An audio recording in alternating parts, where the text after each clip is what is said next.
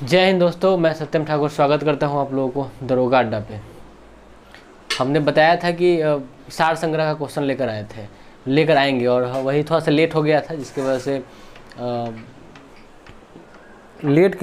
थोड़ा सा लेट हो गया, ये समझ लीजिए। और सार संग्रह वह है जो प्रतियोगिता दर्पण जो प्रत्येक महीना निकलता है, उसमें यह क्वेश्चन दिया जाता है। लगभग 100-150 क्वेश्चन रहता है और उसी में से क्वेश्चन अगर आपका साल भर का सार संग्रह आपका क्लियर है तो समझ लीजिए कि 40 से 45% आपका कवर हो जाता है इससे। तो वही हम लेकर आए हैं। एक छोटा सा प्रयास है आपके लिए जो आपको बहुत काम आएगा। तो चलिए बिना समय गवाए शुरू करते हैं। पहला क्वेश्चन देखिए। पहला क्वेश्चन है कि प्रसेनजीत किस महाजनपद का एक विख्यात शासक था? तो वह था कौशल महाजनपद। हम देखते चलेंगे। प्रसेनजीत किस महाजनपद का एक विख्यात शासक था? तो वो था कौशल महाजनपद का। दूसरा प्रश्न है कि प्रसिद्ध शासक हर्षवर्धन किस राजवंश से संबंधित था? तो वह थानेश्वर के पुष्पभूति से।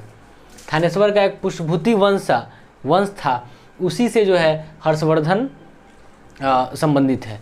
तो प्रश्न था कि प्रसिद्ध शासक हर्षवर्धन किस राजवंश से संबंधित था? तो थानेश्वर के पुष्पभूति वंश से वह संबंधित थे।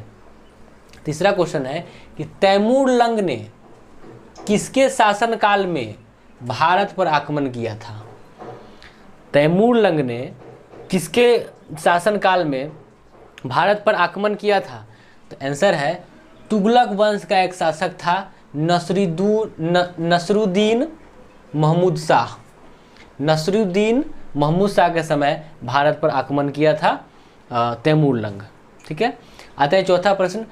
आर्यों की भाषा संस्कृत थी एवं आर्यों के समय समाज में कौन कौन सा वर्ण होता था? तो 4 वर्ण हम लोग जानते हैं। तो वही कह रहा है कि आर्य की भाषा संस्कृत थी और आर्यों के समय समाज में कौन कौन सा वर्ण हुआ करता था? देखिए कौन कौन सा वर्ण था। ब्राह्मण, क्षत्रिय, वैश्य और शूद्र। चारों का चारों जो वर्ण है वो आर्यों के समय मौजूद था। 5वां प्रश्न है मौर्य सम्राट जो था अशोक, उसका राज्याभिषेक कहाँ हुआ था? मौर्य सम्राट अशोक था, उसका राज्याभिषेक की अगर बात करें तो वह पाटलिपुत्र पटना में हुआ था, जिसका वर्तमान में नाम पटना है। तो मौर्य सम्राट अशोक का राज्याभिषेक कहाँ हुआ था? तो पाटलिपुत्र में हुआ था। अतः छठा प्रश्न। किस प्राचीन भारतीय शासक को 100 युद्ध का विजेता माना जाता है? क्वेश्चन है कि किस प्राचीन भारतीय शासक को 100 युद्ध का विजेता माना जाता है? तो वह है समुद्रगुप्त। समुद्रगुप्त को 100 युद्ध का विजेता माना जाता है। आते हैं 7वां प्रश्न है कि सोलंकी वंश के किस शासक के शासनकाल में महमूद गजनवी ने सोमनाथ मंदिर पर आक्रमण किया था? देखिए क्वेश्चन फिर से सुनिए। सोलंकी वंश के किस शासक के शासनकाल में महमूद गजनवी ने सोमनाथ मंदिर पर आक्रमण किया था? तो वो था भीम प्रथम। भीम प्रथम के समय जो सोलंकी वंश के जो शासक थे महमूद गजनवी नहीं, सोलंकी वंश थे भीम प्रथम और उसी के समय महमूद गजनवी सोमनाथ मंदिर पर आक्रमण करते हैं। 8वां प्रश्न था कि नूरजहां की स्थापत्य कला की महत्वपूर्ण कृतियाँ थी। नूरजहां की जो स्थापत्य कला है उसका महत्वपूर्ण क्या क्या कृति है तो जान लीजिए। एक तो जहांगीर का मकबरा है, दूसरा है इत्मादुद्दौला का मकबरा। दूगो है। नूरजहां का जो स्थापत्य कला है उसका दूगो कृति मुख्य है, इम्पोर्टेंट है। जहांगीर का मकबरा पहला और दूसरा है इत्मादुद्दौला का मकबरा। 9वां प्रश्न है नंदवंशीय राजा धनानंद ने एक प्रतिभाशाली ब्राह्मण का अपमान किया था जो कालांतर में उसके विनाश का कारण बना, उसका नाम क्या था? प्रश्न है कि नंदवंश का शासक धनानंद ने एक प्रतिभाशाली ब्राह्मण का अपमान किया था जो कालांतर में उसके विनाश का कारण बना, वह ब्राह्मण कौन था? तो ब्राह्मण का नाम था विष्णुगुप्त, जिसको चाणक्य के नाम से भी जानते हैं। विष्णुगुप्त चाणक्य हो गए। चलिए 10वां प्रश्न है कि बौद्ध शब्दावली में धर्मचक्र प्रवर्तन से क्या निर्देशित होता है? बौद्ध जो शब्द है, एक वर्ड है धर्म चक्र प्रवर्तन, इससे क्या समझते हैं? तो धर्म चक्र प्रवर्तन का मतलब हुआ कि बुद्ध का प्रथम उपदेश को हम धर्म चक्र प्रवर्तन कहते हैं। अब आते हैं 11वां प्रश्न की ओर। 11वां प्रश्न क्या कहता है? देखिए बड़ा है लेकिन कभी कभी पेपर में सीधे छाप देता है, खड़ा पूछ देगा क्वेश्चन, एकदम इंपॉर्टेंट। इससे ये समझ लीजिए जो आपको ये दिया जा रहा है वो काफ़ी इंपॉर्टेंट क्वेश्चन है, इसको मिस अगर कर गए तो फिर दिक्कत है। इस चीज़ को हमेशा याद रखिए, ज़्यादा हम नहीं बताएंगे।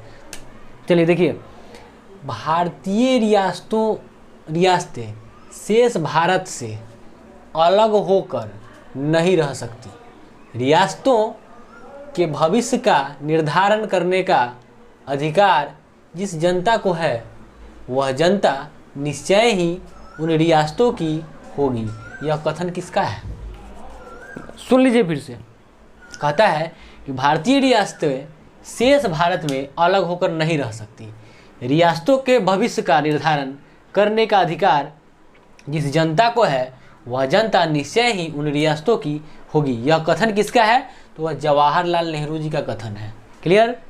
12वां प्रश्न देखेंगे। कहता है कि जलियांवाला बाग हत्याकांड 1919 के विरोध में किस भारतीय ने गवर्नर जनरल की कार्यकारी परिषद से त्यागपत्र दे दिया था? कहता है ध्यान दीजिए, जलियांवाला बाग हत्याकांड 1919 के विरोध में किस भारतीय ने गवर्नर जनरल की कार्यकारी परिषद से त्यागपत्र दे दिया था? वो शंकरन नायर थे, शंकरन नायर जी थे। 13वां प्रश्न है, किस राष्ट्रीय नेता ने पाकिस्तान के प्रश्न पर मुस्लिम लीग का समर्थन करते हुए 1942 में कांग्रेस से इस्तीफा दिया? देखिए क्या कहता है प्रश्न। किस राष्ट्रीय नेता ने पाकिस्तान के प्रश्न पर मुस्लिम लीग का समर्थन करते हुए 1942 में कांग्रेस से इस्तीफा दे दिया? तो वह था चक्रवर्ती राजगोपालाचारी। इन्होंने पाकिस्तान का समर्थन करते हुए मुस्लिम लीग का समर्थन किए और कांग्रेस से 1942 में त्यागपत्र देने वाले यही श्री चक्रवर्ती राजगोपालाचारी जी थे। अब एक क्वेश्चन बड़ी इंपॉर्टेंट है, कामगाटा मारू की घटना कहिया हुआ था? 1914 में। कामगाटा मारू क्या है आपको हम बता दें। एक कामगाटा मारू के बता दें, पहले जान लीजिए कब हुआ था। 1914 में हुआ क्या था कि कामगाटा मारू जो है वो एक नाव का नाम था, बोट का नाम था। वह भारत से वह जा रहा था कनाडा में, ठीक है। कुछ क्रांतिकारी लोग कनाडा जा रहे थे नाव को लेकर, कामगाटा मारू नाव का नाम था, उसको लेकर वहाँ पहुँचने नहीं दिया गया। और वहाँ जब नाव पहुँचा तो उसको एंट्री नहीं करने दिया कनाडा में। और यहाँ से भी अंग्रेज जो थे वो यहाँ से खबर कर दिया था कि नहीं, इस नाव को वहाँ नहीं जाना चाहिए। हो सकता है कुछ प्लानिंग करने के लिए सब गया है, तो इसको लेकर 1914 में उस नाव को कनाडा नहीं पहुँचने दिया गया। नाव वापस आया तो यहाँ पर बहुत सारा उसमें लगभग 25-26 आदमी की जान भी चली गई और काफ़ी मतलब कि घाटा सहना पड़ा भारतीय क्रांतिकारियों को। यही कामगाटा मारू है। चलिए आते हैं 15वां कि मुस्लिम लीग ने अपने किस अधिवेशन में डिवाइड एंड क्विट नारा दिया था? तो कराची अधिवेशन 1943। कहता है कि मुस्लिम लीग ने अपने किस अधिवेशन में डिवाइड एंड क्विट नारा दिया था? तो कराची अधिवेशन 1943। 16वां है प्रश्न कि पाकिस्तान प्राप्त करने के लिए जिन्ना ने प्रत्यक्ष कार्यवाही दिवस मनाया। तो वो घोषणा करता है कि भाई प्रत्यक्ष कार्यवाही दिवस मनाने के लिए, तो वह दिन कौन सा था? तो वह था 16 अगस्त 1946। क्वेश्चन फिर से सुनेंगे। पाकिस्तान प्राप्त करने के लिए मोहम्मद अली जिन्ना, पाकिस्तान प्राप्त करने के लिए मोहम्मद अली जिन्ना ने प्रत्यक्ष कार्यवाही दिवस मनाने की घोषणा करता है। प्रत्यक्ष कार्यवाही दिवस मनाएंगे, वह दिन कौन सा था? वह जान ले, 16 अगस्त 1946 का वह दिन था। तो 16 अगस्त को प्रत्यक्ष कार्यवाही दिवस के रूप में मनाने का काम करता है।